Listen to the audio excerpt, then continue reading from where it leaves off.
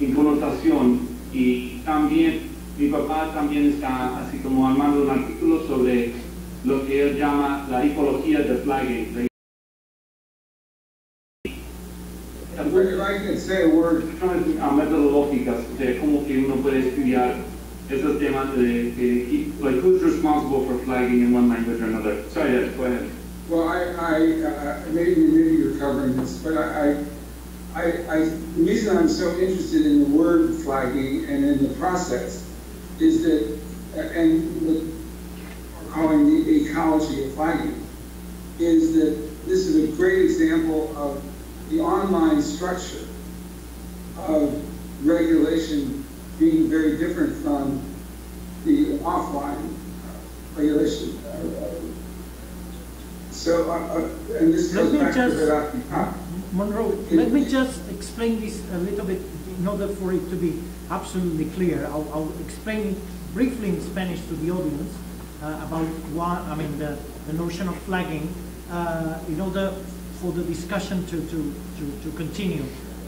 Básicamente lo que aquí nos está diciendo Monroe es que en la regulación tradicional de los medios tradicionales, la idea del flagging, el de marcar un contenido, que un usuario pueda marcar un contenido y de algún modo reportarlo a la plataforma, es un sistema de regulación completamente nuevo.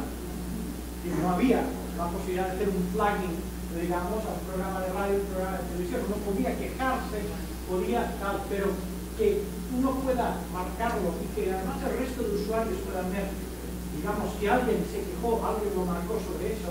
Yo creo que evidentemente evidencia, es por eso dice que es interesante, porque evidencia una nueva forma de entender cómo tratar los contenidos. Y la otra cuestión es cómo traducimos flagging al español. Porque flagging literalmente sería señalar, porque es ponerle una bandera a algo, lo señalamos. Pero en cambio, para Facebook, un flag algo implica denunciarlo. Y por eso, digamos, se utiliza el término reportar, o denunciar en el español de España. Okay, fine. I just clarified this so that everyone is on the same page. Okay, well, I'm going to add to the page. So, what did you roughly? What's the dimensions of? Maybe you said this, but here's what I'm trying to offer. In the off broadcasters, much of there wasn't extensive external flagging. Most of it was done source preoccupied. That is to say, it becomes a distributed function to issues that should be brought to the attention of the platform. Then the question is what happens to it. But let's focus first on this question of who identifies problems. Okay, we are on the same page. I can confirm now that we are on the same page. We are on the same page. Yes, this is what I mentioned just before you spoke now. So yes. Okay, great. Then the second question is,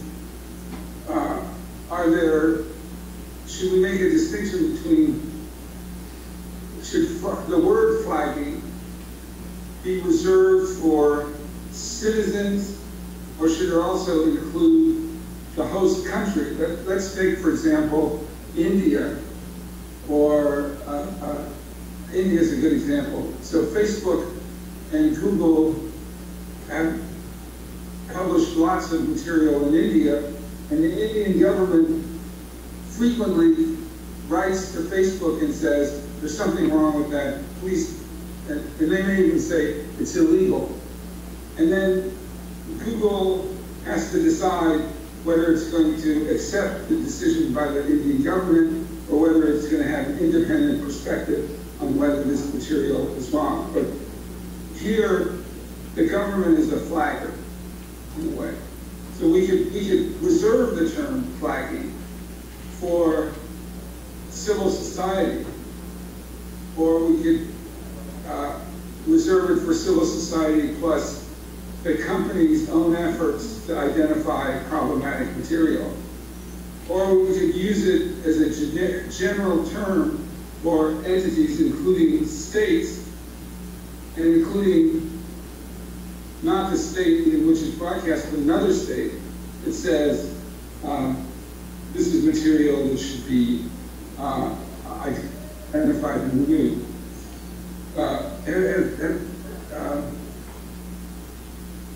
So that's why the word flagging is so exciting to me, because it opens the window of how to think differently about the process of veracità, if I can put it that way. And I at least it seems to me that something like that is true.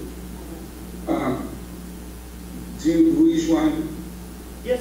You don't have to. No, I do, sir. I do agree, and this is what I yes, what I told them, because here in this in many countries that are still based on traditional media, basically, I mean, they trust, I mean, authorities, not civil society. So I think that it's very provoking for the audience to invite them to consider this idea of flagging as a new way to regulate content. And right. By the way, you can also bring artificial intelligence into this. Yes. Does a platform have a duty to have automated flagging? Well, we have to note here that today the European Parliament has voted against the use of artificial technology to detect violations of intellectual property. Because today the European Parliament was discussing and voting the new copyright directive. And the copyright directive had a new article, Article 13, that imposed on platforms the obligation to have in place some filters, artificial intelligence filters, that would detect the violation of intellectual property. And these seemed to be okay so far, but then there was a huge campaign starting from civil society, and finally the European Parliament has voted against that. So this, but I think they voted to reconsider it. Right, they haven't. Right. So we don't know where the big boys are on it. Yes. It's an interesting question. Yes. So, and also there's a difference between a directive requiring artificial intelligence as a mode of flagging for copyright and liability for not enforcing copyright. Right, absolutely. No. And in fact, this was conceived by the European Union as a way to introduce soft regulation. It's similar to the new Audiovisual Media Services Directive that also introduces provisions that are similar to this. Forcing regulating self-regulation, let's say. That's very exciting. I think of this, one area where flagging is important is countering violent extremism or terrorist, so to speak, in quotation marks, terrorist material. And so I think that's an area where some parliaments have, or committees of parliaments, have encouraged artificial intelligence as a way of doing one level of identification. Yes. Yeah, no, because I mean, in the case of terrorism, now there are some guidelines provided by the European Union that say that platforms need to react in 24 hours. So in cases of terrorism, so this means that probably they need something else rather than just human beings to. Human beings sleep. They do various things to eat and sleep. Yes. I mean, you need to know that yesterday I was talking about dehumanization of regulation of speech. Dehumanization of regulation of speech. So this is also part of the debate. I mentioned that here. Well, I think it's very interesting, and we can have a long talk about this, whether there's both the human touch as well. So I think that's an unresolved issue in Europe and in parliaments and in many different situations. So I'm not sure there's anything else I want to talk about on this slide, so I'll go to the okay. This next. Yes. So this goes back in a way. Let's see if I can go back to this slide for a second. It's also something we've discussed, which is ways of categorizing fake news or whatever we're trying to categorize. And what's interesting in this slide for me is the relationship between fake information, false information, and what is called here information, genuine information.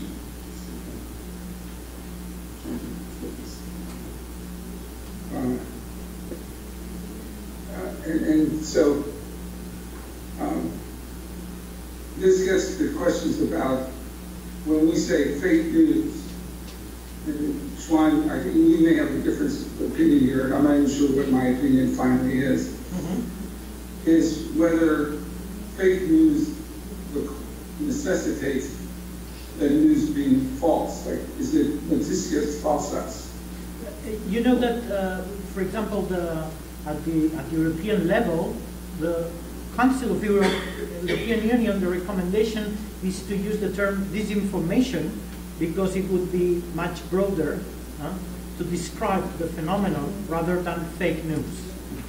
Because in some cases you can misinform people even if you tell the truth. Yes, that gets this question of. So there are two things I want to explore there. One is whether there's a category which I call fake news, where it's the news that's the fake element, not the falsity. In other words, this is, if I can put it this way, this would be context in which whoever is distributing the information is not distributing false information, but representing it as news when it's not news. Now, that seems to me to be a very difficult question. But it's many politicians will identify this, where someone is saying something and the question is, why are you focusing on that?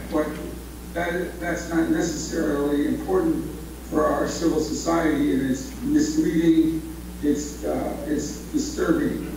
In some ways, we could bring in the right to be forgotten here, although it's a clumsy concept. And to the extent in the right to be forgotten, there's an issue of whether material is outdated or... Yes. Yeah, in the right to be forgotten here, we are talking about some sort of disinformation that is caused by the passing of the time only. Yes. So that, yes, it's on passage of time, but it has in it the nugget of a concept that even though this is true, it should not be highly listed. It shouldn't be designed to attract your central attention. So I would say this is something which is a characteristic of cable news in some ways, which is focusing on an issue that might be relevant, but might not be. This is not the truth of the matter. The fakeness, if any, is whether it's news now. I'm not sure that anybody wants to regulate that, but that seems to me to be an important question. The other thing in this language of categorization I have here, and the last thing, when does false information become propaganda, and with what consequences?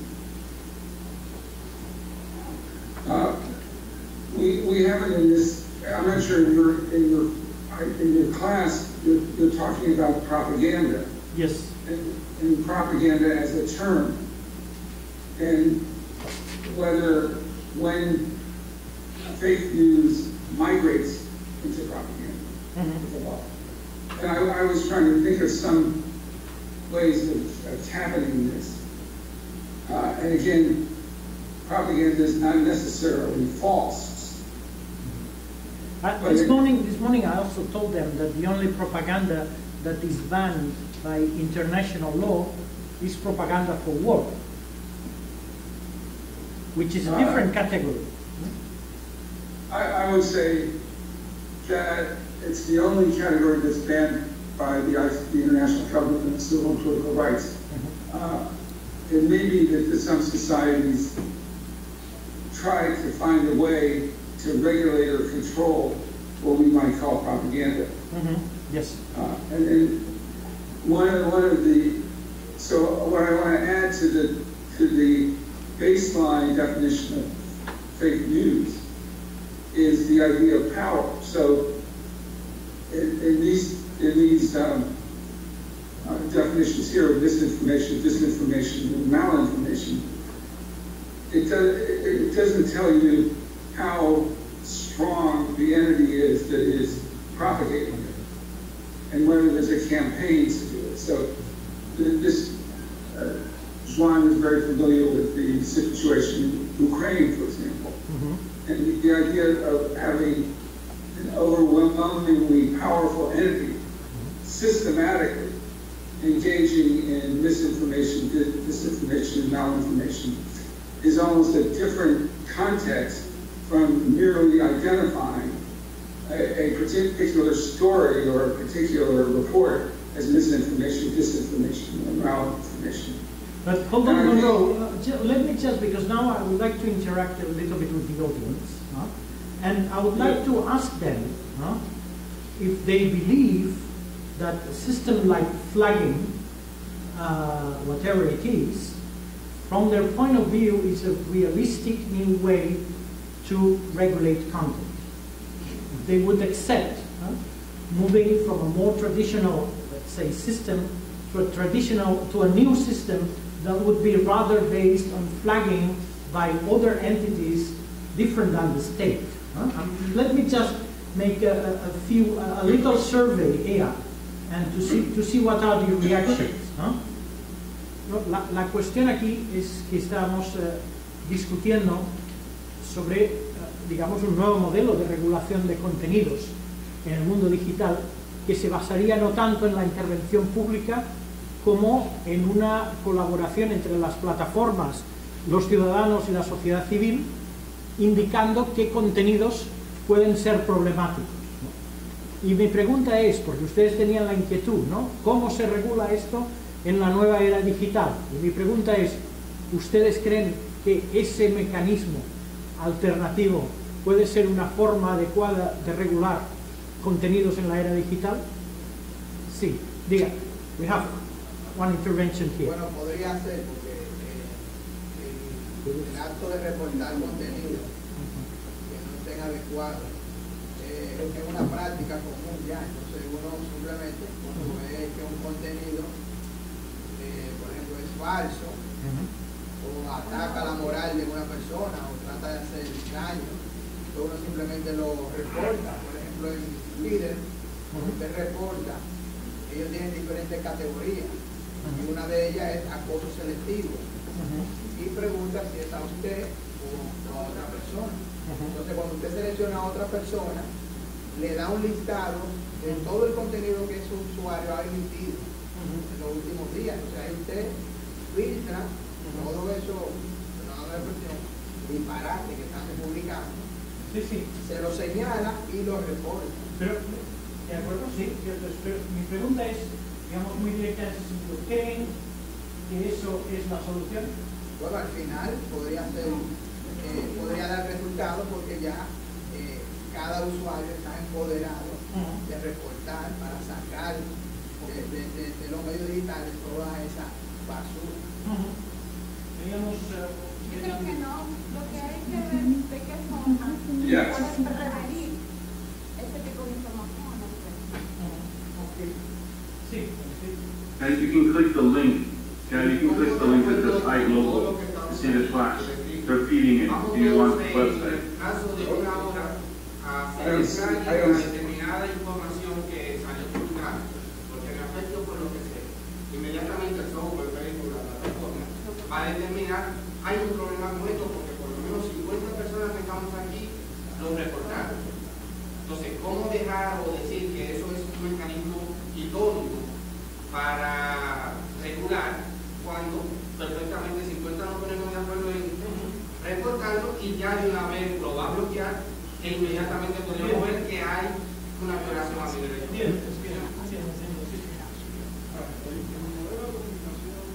Do you see it, Dan? No, I see it logo, but it doesn't show me the Okay, it's not the round thing. It's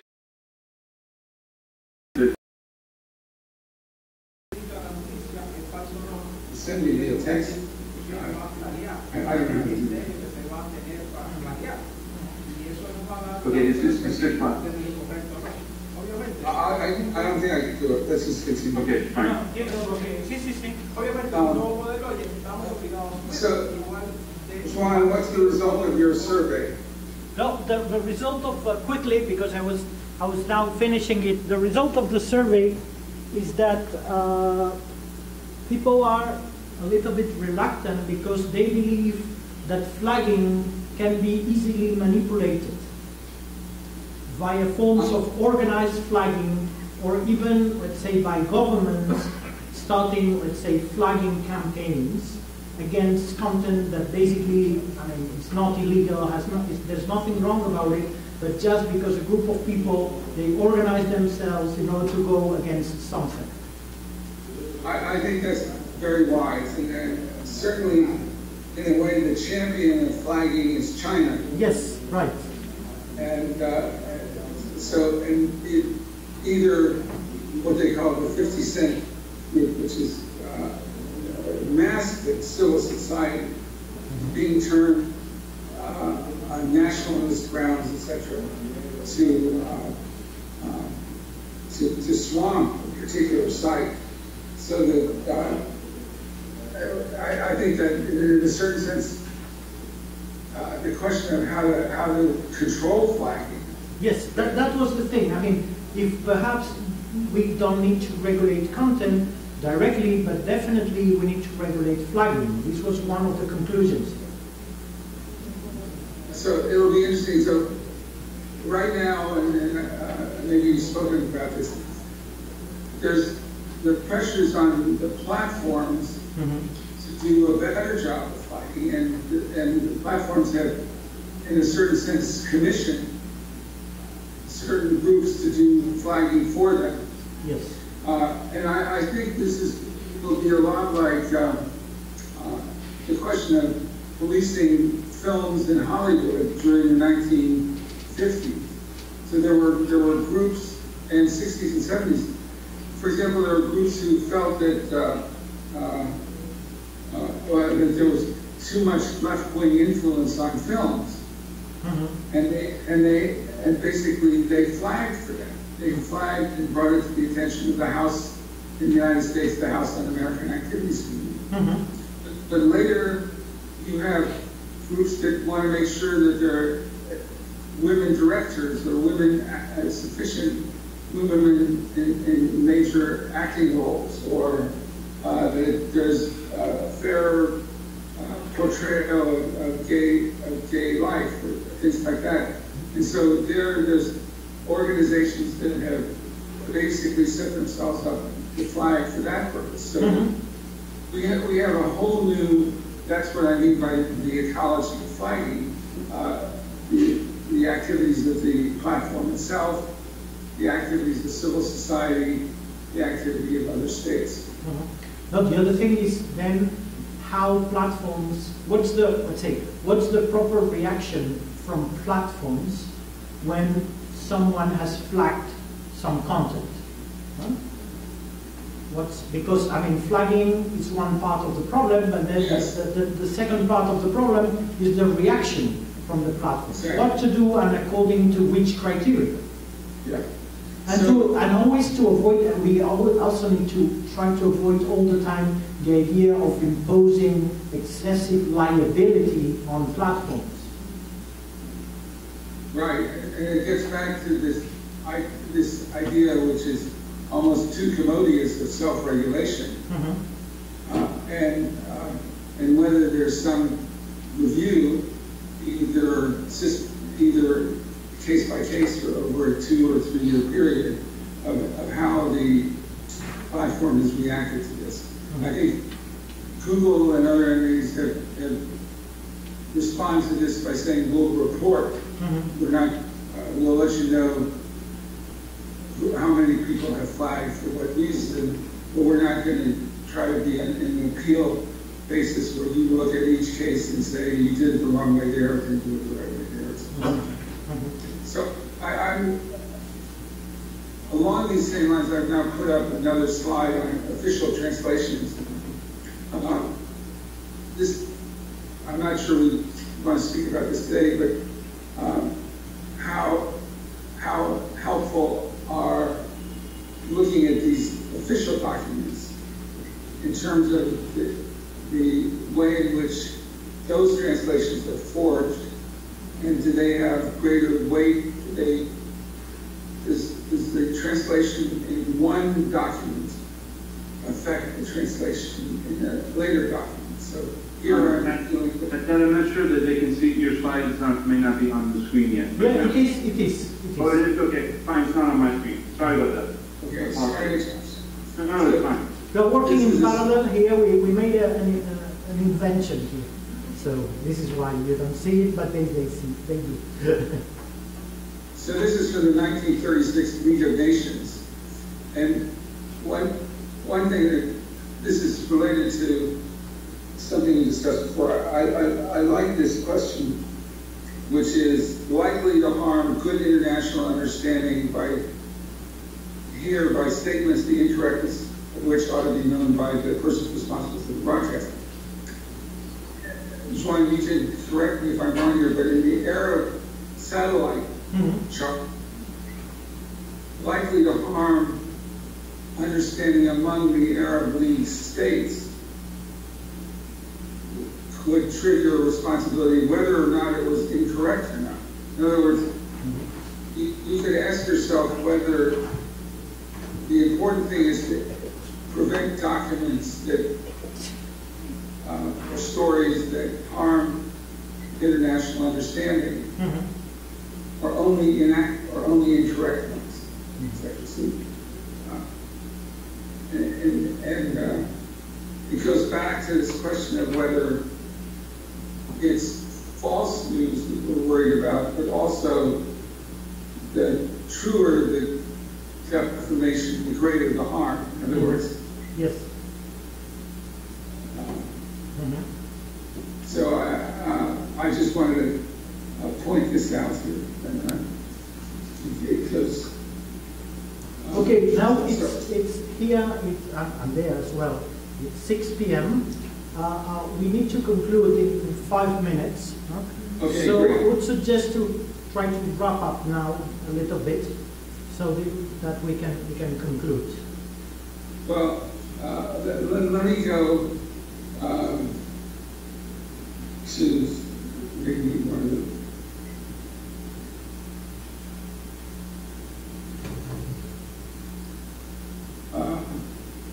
So I'll conclude by this slide on narratives of legitimacy, which I think goes to the general question of the role of the press. So this is not exactly a fake news question.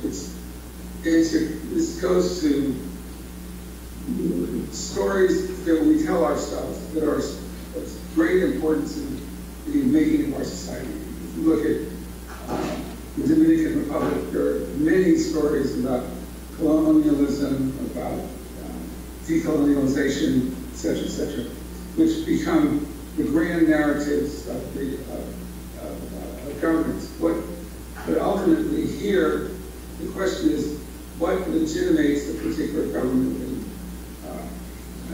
Monroe, I was, perhaps this is related This morning we were having a discussion on whether it was appropriate or acceptable to have people here talking, saying good things about the times of the dictatorship of Trujillo. Yeah. And we had a very heated debate on this. I think it's a really good question, and it's happening more and more, where the idea that an elected government is not only one form of legitimacy, but the only form of legitimacy, or the best form of legitimacy. So I've listed several ideas here, which we know, but you can make up other ones, which is what are the narratives and who's struggling within a society? It could be Dominican Republic, it could be the United States, it could be Somalia. What are the forces that are trying to structure a particular theory of legitimacy? And I think here the International Covenant on Civil and Political Rights is important, and I'm going to conclude by saying what role, this is the, if I can hear, what role the particular regulation of media have on what narratives of legitimacy survive and which narratives come forward. So I think the interesting thing today is the kind of dynamic in which narratives of legitimacy are changing. You could look at, I don't know anything. I'd love to have another hour's discussion just on the relationship of Haiti and the Dominican Republic. What are the narratives of legitimacy that govern that extraordinarily difficult relationship? Who is trying to change it within and without in a kind of global sense? And what kind of systematic efforts are there to change the So what we talked about in terms of the models of the press ultimately have an effect on these narratives. So I'll stop with that. Thank you. No, let me ask the audience if they have any questions. ¿Tienen alguna cuestión? Ha mencionado al final la cuestión de la relación entre la República Dominicana y Haití, y hasta qué punto, digamos, es importante utilizar determinadas narrativas, incluso fomentar determinadas narrativas para fomentar una mejor comprensión entre los dos países. No sé si aquí hay alguna cuestión. I'm not sure that someone will like to talk about this. This is a sensitive issue. This is a sensitive issue. I invited them to talk about it, but this is a sensitive issue. They can write me and not send it. Se lo pueden enviar. Thank you very much. It's been a pleasure, and it's been a pleasure to involve Joshua in this too. Joshua, thank you. Thank you, Joshua. Thank you, Monroe. It's been great to have you here in Santo Domingo. I want to come. I was sitting here thinking, why am I not in Santo Domingo showing my stuff? So next time, you are coming. Okay, great. Thanks a lot. Thank you. Thank you. Bye, Professor. Bye.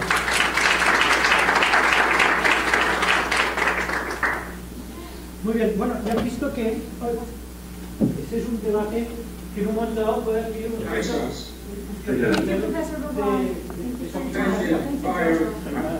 por lo tanto, por Skype